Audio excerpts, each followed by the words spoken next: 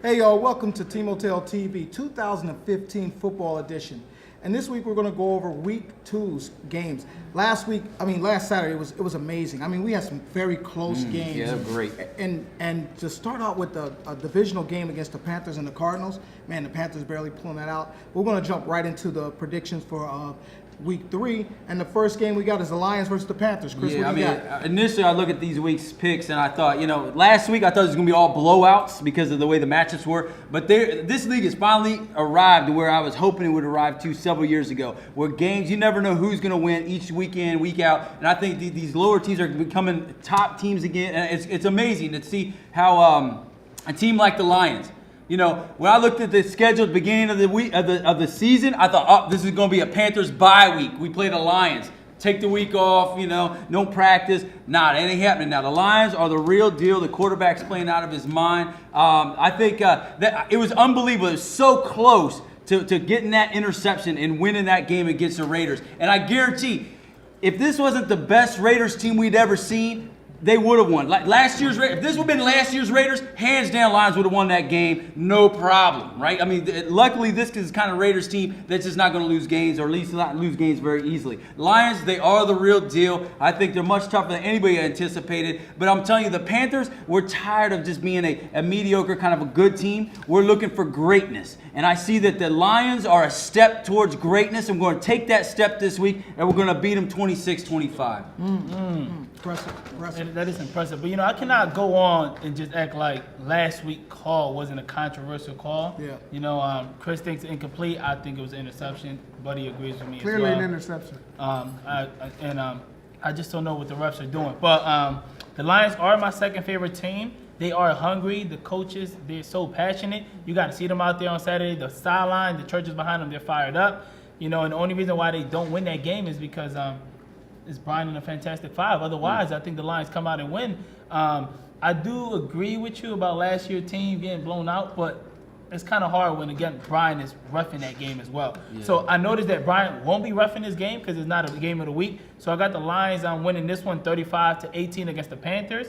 I think Brian will be there to call anything back against them. Like you said, Will is playing tremendously. He's on fire, firing on all cylinders. And I got the Lions winning this one. And you said the church is behind them. That's your church too. Yeah, right? yeah. I thought it was incomplete. I'm behind them too. I like them. I thought it was an incomplete second, pass as well. second favorite. All right, go ahead, buddy. Yeah, to me, that was clearly a catch. I think all the referees ruled it a touchdown, and Brian overruled all of them. Drug test. Yeah, but even with that, the Lions, I hope they use this as motivation, kind of to kind of play hard, kind of each week and come out here, and I think they're going to come at the Panthers with everything they got because they're so upset about this call here. Yeah. And this call definitely could have changed the season for them if they win that game, going in. They'll definitely, be the favorites to win. But even with that call, I still have the Lions as my favorite team in the league. I think they're the best team in the league. And I think with the weapons that they have, they have Carlos,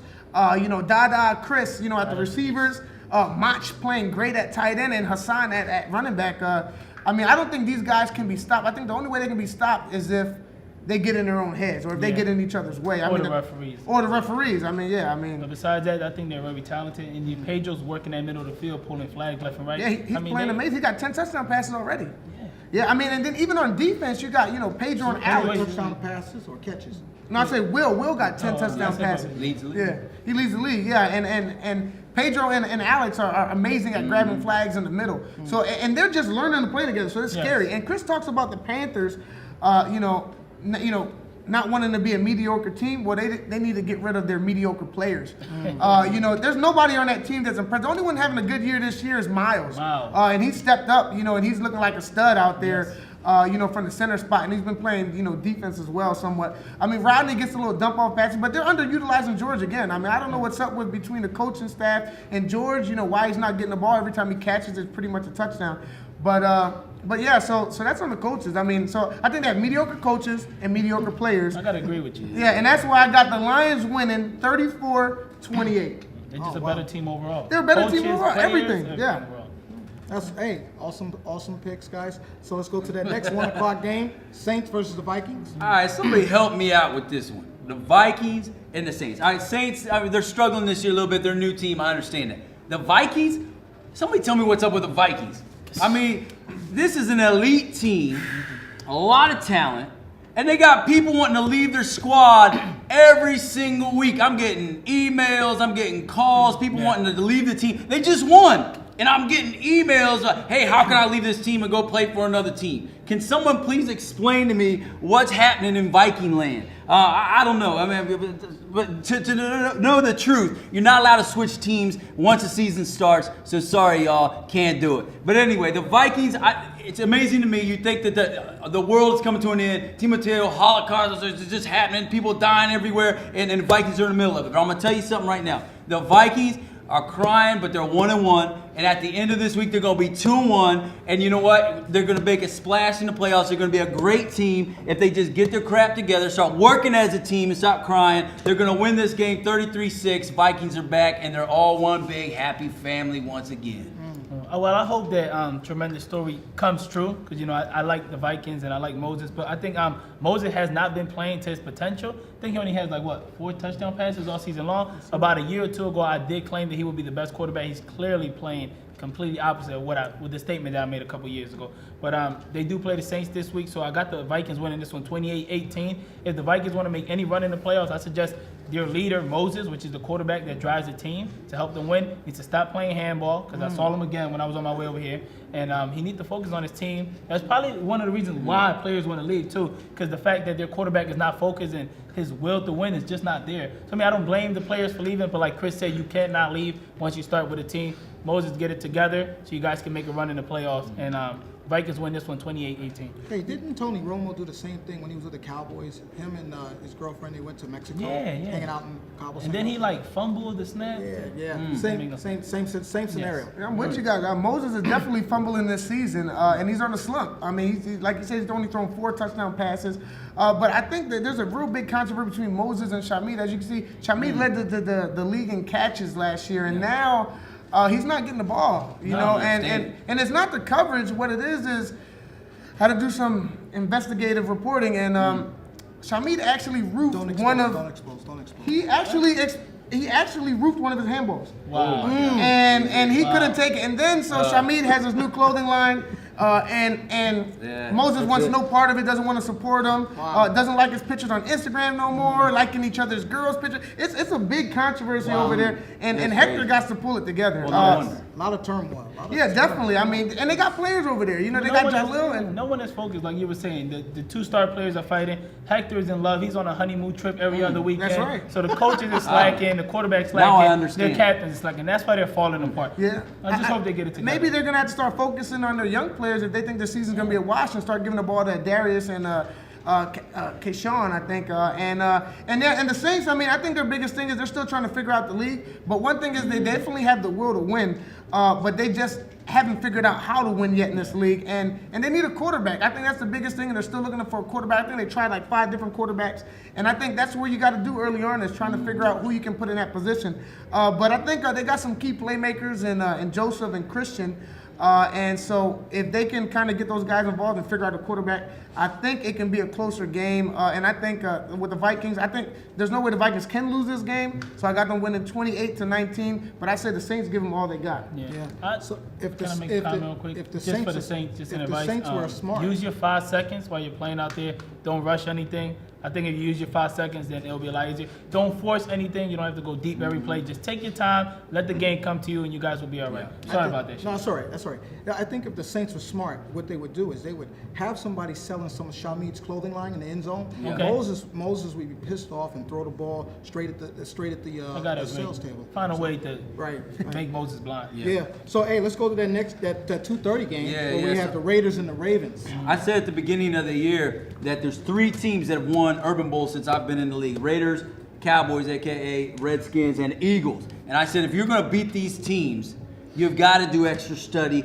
You got to work hard. And again, these are championship teams that keep winning week in and week out. And I think the Ravens, they showed something last week against the Packers. The Packers are also an elite team. They've never won an Urban Bowl, but they are an elite team, and they stuck with them. They almost took it as 26-20, something like that. Great game. But the Ravens, you've got to put in extra work this week. If you're going to beat the Raiders, you're not going to go in with your little practices. You got to do some film study. You got to look at and really take this thing serious and make a statement to the league, because this week right here is a turning point for the Ravens. If they can win this game, they're legit. They're contenders. They can do something. If they lose this game, they're just pretenders. And in fact, I think they'll probably end up going to lose this game 26-25. I'm not going to pick against the Raiders until they play the Panthers, or unless they lose and show me something different.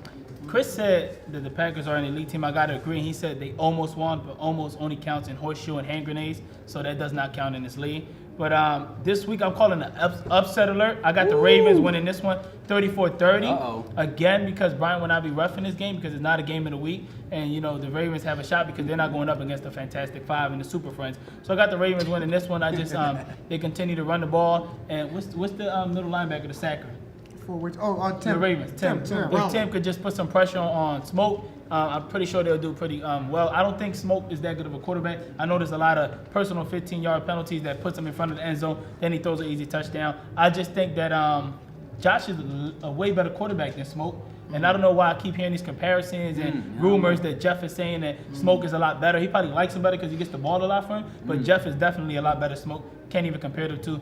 He's a Hall of Famer. Smoke is just trying to make a name for himself in this league. But I got the Ravens winning this one 34-30. Yeah, I mean, the Raiders, we want to talk about Smoke. I constantly say he's one of the most overrated quarterbacks in the league, and he constantly proves me right every single week. He only has 6 touchdown passes, and he thinks he's great. You know what I mean? And those are mediocre numbers. Three touchdowns a game. Oh, you think he's great because he's wearing black and gray? I guess maybe that's what it is. I mean, so I just think that they have great coaching over there and great athletic wide receivers that make him look any bit as good. So I mean, with Jeff and you got Jameer and Kevin, you got the Twin Towers over there. I mean, it's easy to throw touchdowns. He only has 3. Only 3, that's only it? 3, that's it. Let me say, the great quarterbacks and elite quarterbacks in the past few years, by week 2, they have about 10 touchdowns already. Sure. The least. 10 touchdowns at least. That's it. But the Ravens, I can say by playing them this week, they're really a team to watch this year. They're no longer the bottom feeders team. I mean, they've changed it around over there. And they actually, I think Jeffrey played quarterback. He looked really good. He had a great relationship with Rob. Rob was doing this nasty a little bit, and he's getting the big plays on us. You know what I mean? So we had to really make sure we knew where he was at on the field, because his jumping ability, they don't consider one of them the big leapers. They focus on some other guys, but he's up there with anyone else. I mean, at jump ball, I'd say he might have it tops in the league. So you got to watch out for him for sure. And they don't got nobody to stop a jump ball over there.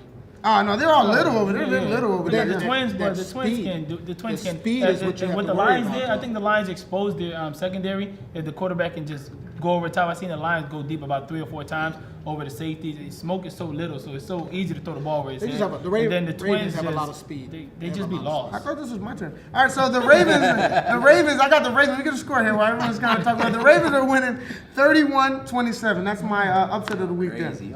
No, that's great. That's great picks. Leo, tone it down a little bit. You're taking over the show. Yeah. So that's going to do it for week 3's first half. Or the second half, we'll have the Cowboys versus the Colts, the Eagles versus the Seahawks, and the Packers versus the Cardinals. And the Cardinals definitely need a win so they can stay in the grade 8. All right.